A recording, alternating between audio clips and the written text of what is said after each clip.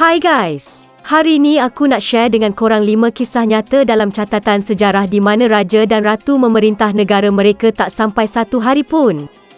Jom kita tengok. Pertama, Min Shinso memerintah selama 18 jam.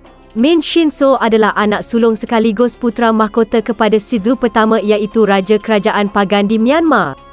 Hubungan beliau dengan ayahnya memang tak berapa nak okey. Ada 2 insiden yang buat ayah dia betul-betul marah dengan dia. Salah satu puncanya dia tak nak melutut depan isteri baru ayah dia. Dia fikir dia anak raja dan dia putera mahkota, kenapa nak kena melutut depan mak tiri dia. Depan menteri-menteri pula tu. Dia juga pernah koyakkan baju yang ayah dia hadiahkan untuk pelayan di raja. Dia koyakkan baju tu masa pelayan tu pakai dalam majlis di raja. Dia kata baju tu adik-beradik dan anak raja je boleh pakai. Pelayan atau pengasuh tak boleh pakai. Apa lagi? Marahlah ayah dia ni sebab belum jadi raja dah buat perangai macam ni. Sebab itulah ayah dia buang dia ke daerah Ava pada tahun 1151. Tapi sekarang daerah Ava ni dah ganti nama Inwa dah. Walaupun Min ni kena buang daerah, dia tetap taat setia kepada ayah dia. Tapi sebab sikap yang pernah dia tunjukkan, ayah dia tak berkenan nak jadikan dia pewaris takhta. Akhirnya ayah dia tetapkan adik Min iaitu Naratu sekaligus adik bongsu Min sebagai pewaris takhta. Naratu ni pula tak sabar-sabar nak jadi raja. Dia ambil jalan pintas dengan bunuh ayah dia pada tahun 1167. Bila Min tahu ayah dia dah meninggal, dia pun baliklah ke Pagan untuk jadi raja, tapi dia tak tahu adik dia ni ada niat jahat dekat dia. Naratu ni pura-puralah buat majlis pertabalkan untuk Min sebagai raja Pagan yang baru. Lepas majlis pertabalan mestilah ada majlis makan-makan pula kan? Naratu gunalah kesempatan ni untuk letak racun dalam makanan Min. Min pun makan tanpa was-was. Tak sampai hari esok, malam tu juga dia meninggal sebab keracunan makanan. Lepas tu apa lagi, Naratu automatik jadi raja kerajaan Pagan yang baru. Tragik betul kan? Kedua, Michael kedua memerintah selama 16 jam. Michael Alexandrovich atau Michael kedua adalah anak lelaki bongsu Tsar Alexander III dan dia ada abang yang bernama Tsar Nikolai II. Setelah kematian adik-beradiknya yang lain, Michael secara automatik menjadi satu-satunya pewaris takhta selepas Nikolai. Namun, selepas anak bongsu Nikolai iaitu Alexei lahir, kedudukan Michael menjadi semakin terancam. Semasa Nikolai memerintah, Nikolai ni kena tekan dengan pemimpin revolusi anti-Tsar atau raja untuk turun takhta. Pengikut revolusi ni memang nak gulingkan kerajaan di raja dan dia orang akan tekan raja negara tu. Kerana tekanan yang bertubi-tubi serta mendapat ancaman bunuh bila jumpa dengan pengikut revolusi ni, Nikolai memutuskan untuk turun takhta. Mula-mula dia nak warikan takhta tu kepada anaknya iaitu Alexei. Tapi anak dia ni menghidap penyakit hemofilia yang teruk atau darah susah nak beku. Contohnya kalau luka, darah dia mengalir je, tak beku-beku dan akan selalu sakit. Oleh sebab itu, beliau tidak setuju nak tabalkan Alexei sebagai pewaris. Akhirnya, lepas fikir masak-masak, pada 15 Mac 1917, Nikolai menabalkan adiknya iaitu Michael sebagai Tsar seterusnya. Namun, disebabkan peperangan dan desakan revolusi, Michael naik takhta secara tak rasmi dan memerintah selama 16 jam sahaja. Kemudian dia menyerahkan kekuasaan kepada pemerintahan sementara Rusia yang diketuai oleh Perdana Menteri Georgy Lyov. Akhirnya beliau dipenjara dan dibunuh pada tahun 1918. Ketiga, Anti-Paus Celestine kedua memerintah selama 14 jam. Pada tahun 1124, Vatikan menyaksikan salah satu kejadian pertukaran paus terpelik yang pernah terjadi. Kisah ni jadi masa dia orang nak cari pengganti Paus Kalistus II. Lebih kurang 47 hingga 53 kardinal dicalonkan untuk jadi paus.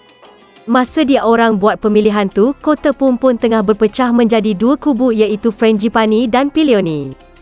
Frangipani ni dia lebih setuju kalau Kardinal Austere iaitu Lamberto Scanabecchi jadi paus seterusnya. Tetapi, keputusan pada 16 Disember 1124 menyebelahi Kardinal Sant'Anastasia iaitu Teobaldo Boccapecchi sebagai paus seterusnya dengan nama Celestine II. Teobaldo Boccapechora dipilih secara mufakat melalui pemungutan suara yang dilakukan oleh para kardinal yang hadir. Namun, baru je pilih nama Kepauzen, pakai jubah merah dan lagu Stadium sedang berkumandang upacara penahbisan Teobaldo jadi huru-hara dan diboikot oleh pihak Frangipani sampai dia pun terluka. Mungkin Teobaldo ni malas nak gaduh-gaduh, dia akhirnya serahkan jabatan itu dengan sukarela kepada Lamberto. Tapi Lamberto pun satu hal juga yang tak nak terima pelatikan dengan cara macam tu. Bagi dia serah jawatan macam ni satu tindakan yang hina. Akhirnya, dia orang buat pemilihan paus semula pada 21 Disember 1124 dan para kardinal memilih Lamberto menjadi paus dengan nama Honorius kedua. Macam-macam. Keempat, Wanyan Englyn memerintah selama 12 jam. Untuk pengetahuan korang, dinasti Jin adalah dinasti yang paling berpengaruh di China Utara pada tahun 1115. Dinasti ni berada di bawah pemerintahan Maharaja Aizong. Lumrah dunia, makin kuat sesebuah dinasti makin banyaklah musuh dari setiap penjuru. Musuh ketat bagi dinasti ni adalah kaum Mongol dari utara dan dinasti Song dari selatan. Mula-mula Maharaja Aizong ni mampu untuk tenangkan musuh-musuh dia. Kiranya tak ada gaduh-gaduh lah. Hidup aman damai. Tapi, lepas pemimpin Mongol mangkat dan diganti dengan orang lain, musuh-musuh dia ni berpekat untuk serang dinasti Jin pada tahun 1232. Maharaja Aizong pun larikan diri ke dengan pengikut-pengikut dia. Tapi apakan daya, dia dikepung oleh musuh dan dia tak mampu nak buat apa-apa. Dalam saat genting dia lepaskan takhta dia dan lantik salah seorang panglimanya sebagai raja yang baru dengan harapan dinasti Jin dapat diselamatkan. Selain tu beliau tak nak diingat sebagai kaisar terakhir dinasti Jin. Panglima yang dilantik adalah Wanyan Englyn dan beliau terpaksa menerima takhta tu di saat yang genting. Selepas beliau naik takhta, pasukan Mongolia telah berjaya robohkan pertahanan kota Keijo. Bila Raja Aizong tahu, dia terus larikan diri dan membunuh diri dengan cara gantung diri dia. Sebaliknya, Wanyan dengan berani memimpin pasukannya untuk menguatkan pertahanan terhadap musuh. Walau macam mana pun Wanyan usaha tetap tak dapat nak lawan kekuatan musuh-musuh dia. Akhirnya, Wanyan gugur mempertahankan kota Keijo dan para sejarawan menggelarkannya dengan nama Mo yang bermaksud Kaisar Terakhir. Kelima, Luis kedua Filipe memerintah selama 25 menit. Luis Filipe adalah putera sulung dari Raja Portugal iaitu Carlos I dan dia ada seorang adik yang bernama Manuel. Kalau ikut susunan naik takhta, Luis confident dia akan jadi raja seterusnya lepas ayah dia. Tapi, suratan takdir kata lain. Pada tahun 1908, Carlos, Luis dan Manuel dalam perjalanan pulang ke Lisbon bersama keluarganya yang lain. Semasa dalam perjalanan, mereka telah ditembak oleh komplot Carboneria. Malangnya Carlos I tewas dekat situ juga lepas kena tembak. Luis pula masih hidup walaupun kena tembak. Oleh sebab tu Luis automatik jadi raja. Tapi apakan daya, Luis hidup selama 25 menit sahaja selepas insiden tu dan beliau makat di usia 20 tahun. Manakala Manuel bernasib baik apabila terselamat daripada komplot tersebut walaupun beliau kena tembak dekat lengan. Jadi, beliaulah yang akan meneruskan takhta Carlos pertama sebagai raja seterusnya.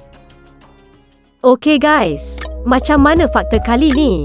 Best kan? Kalau korang nak fakta yang lebih menarik, jangan lupa langgan Fakta Pika OK. Lagi satu, kalau korang ada fakta yang nak aku kupas, korang type je dekat komen. InsyaAllah aku akan kupas untuk korang. Jumpa lagi guys. Bye.